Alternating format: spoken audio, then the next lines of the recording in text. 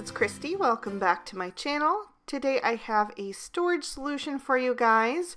I was in desperate need for something for my ink blending foams for my Distress Oxide inks, and I was wandering around Hobby Lobby and I saw this jewelry storage container. It was $9.99, but I did use a 40% off coupon, and I thought this just might work. So I'm going to show you guys what I ended up doing with it. So the box actually comes with a base and a lid, and then it's got all these little round containers that also have a base and a lid inside. And I'm actually going to double the storage solutions by using both parts.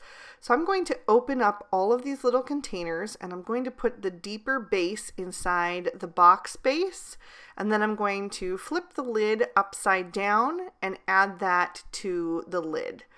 So I'm just going to continue doing this. You can kind of see what I have done over on the far right there. I did want to test it out a little bit before I shared it with you guys. So I did a couple to start, and then when I saw that it was going to work, then I started filming for you. So I'm just going to continue removing all of these lids, and then I will share with you the next step.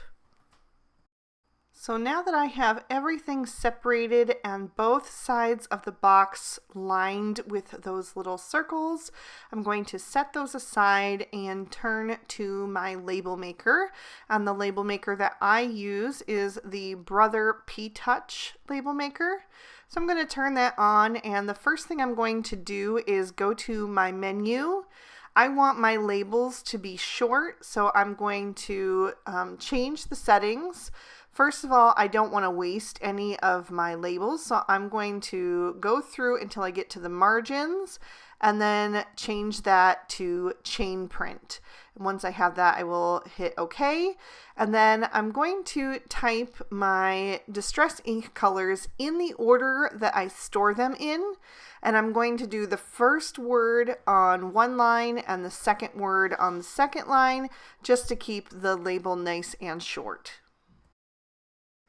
So I continued doing that until I had them all printed out in one long chain. And then you can see how having the names separated by the two lines keeps them really short like that. And that's exactly what I wanted. So this is not all of the Distress Oxide ink colors, just the ones that I personally own. So the next thing I did was begin to separate out those labels just by taking my scissors and cutting them off in between each section. And then I am placing them down underneath the little circular storage container right below so that I can see through it. So I'm just going to press that down into place, and I'm just eyeballing the position. Now, because they would still slide around just a little bit, I'm actually going to use some mini glue dots. These are the 3/16 of an inch. They're super small. They're the same ones that you need to use for the Lawn Fawn Magic Iris. So I'm going to take these tiny little glue dots and I'm going to add it to one side. You could do it both sides if you wanted it to be more permanent, but I didn't want to put it in the center because I didn't want it on top of the label. And I also didn't put one on the top and bottom because I wanted to be able to pull these up if I want to change the order in case I end up getting more Distress Oxide inks. So I'm doing rainbow order starting with pink through purple, and then I go from cream to brown to gray to black.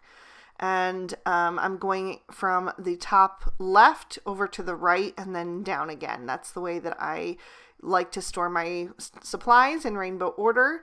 So I'm just going to continue adding those labels and then popping that circular container right down over top by using that little glue dot. And that little glue dot really does hold them into place. I mean, you really have to yank that if you want it to pull back up again. So it is very secure. So the bottom containers are a little bit tighter than the lids. They have a little bit of a narrower opening. So you would have to just pinch your blending foams slightly, and I will show you this later on in the video, if you are using the official Ranger blending foams, which are slightly larger in size than like the Paper Studio by Hobby Lobby, for example. But it's still very easy to get out, and if you have the blending tool to press down and pick it up with, it's extremely easy to get up. I decided to use my Twiddler's Nook embellishment tray to hold all of those release papers as I'm peeling them off the back of the labels, and then it was really quick and easy to just dump that into my trash can later on. And I'm just going to continue doing this until I have all of these containers labeled. So there you can see those all done. And then I'm going to move on to the lids. So on this one, I definitely am going to have room to grow. I only have a few labels left. Like I said, I don't own all of the Distress Oxide ink colors yet. So I definitely can add those at a later date. So on this one, I'm starting with Speckled Egg, and the way that I do it is I kind of fade each color into the next. So I start with my lightest pink and build up through red, and then I go down into like the corals, and then the oranges, and then yellow greens, green blues, turquoise, blues, indigo, purple, violet, and then I start over with the cream, brown, gray, and then black. That's the order that I always do things in my cardstock or whatever. So now I have all of my spots labeled, and you can see them all together now. And I did not secure down the lids that did not have labels underneath them, just to keep it easy for the future. So the ones that have the labels are secured down, and the rest are kind of just sitting in there, but they do fit kind of snug together, so they don't really slide around too much. So now I'm going to grab some brand new ink blending foams. I decided to just start over with some new ones because my old ones were looking pretty bad. This is how I was storing them, and you can see this was not a good solution. They were just getting everywhere, and the ink was getting all over, and the bottoms were getting really warped. And I think part of that was because I think these were the generic, the Paper Studio, I believe it's called. So you can see this one that I had there from Wilted Violet. That one is like the only one that was a little bit different, and that is an original Ranger. So that one just lays a little bit flatter, and it's also a little bit larger. And here you can kind of see what I mean. I have a new package of the Ranger blending foams and a new package of the Paper Studio blending foams.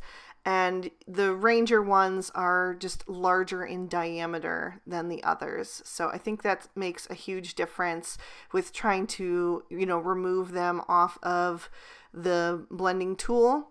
So I'm going to save the Paper Studio ones for my regular Distress inks because I don't use those quite as often and it doesn't really matter as much to me. But for the Distress Oxide inks, I'll be using these new ones from Ranger. So you can see there how easy it is to just pinch in the center and pull those up. So the only bad thing about this solution is that it does cover the label, so you can't see it when the foams are in place. But because I labeled my containers in the same order that I store my Distress Oxide inks, I can kind of guess which spot is which. And another thing you could do is if you had enough of the actual blending tools, you could put a label on the top of the tool so it would be really easy to see what color it was. But I only have 6, I believe, blending tools. So I definitely plan to pick up a few more just so I can at least have the colors that I use most often on the tool already. I just think it makes it really nice and easy to go ahead and grab that and start using it. But I probably will never have enough tools for all of them, and that's okay with me. And once I start using these and they get nice and inky, I will be able to tell from the sides which color is which. So I'm just going to finish up adding these ink blending foams to the lid, and the only one that I did keep was that wilted violet, since that one was still in good condition. The rest I'm just going to start over and get those nice and inked up. That will encourage me to use them and maybe try some different shades instead of just my standard go-tos all the time. So now that I have those done, this is how I'm going to store them in my drawer. They'll be in my Alex drawer unit, and I'll have photos at the end. I'm going to stack them since I only have a few of the tools. It'll just take up less space that way. So I'm going to just pop the tools that I do have on top of those blending foams, or I may just keep them in a container on the side. But for now, I decided to put them in there since the drawer that I'm storing them in is nice and deep. And there you can see what I'm talking about. My Distress inks, the regular ones, I only have the minis, and I keep those in the Tim Holtz storage containers, and my ink blending foams are on the bottom of each of those ink cubes. But since the oxides only come in the large style ink pad, I just really desperately needed a new solution, and I'm so happy with how this turned out. I'm just really thrilled with it. So I hope you guys found this video helpful. If you did, please be sure to hit that thumbs up button and subscribe and ring that notification bell so you don't miss a thing. I post new videos every Monday and Friday. And if you can't wait that long, here are 2 extra videos I thought might also interest you. You can click on either one of those to check them out. I hope you all have an absolutely amazing day. Bye-bye.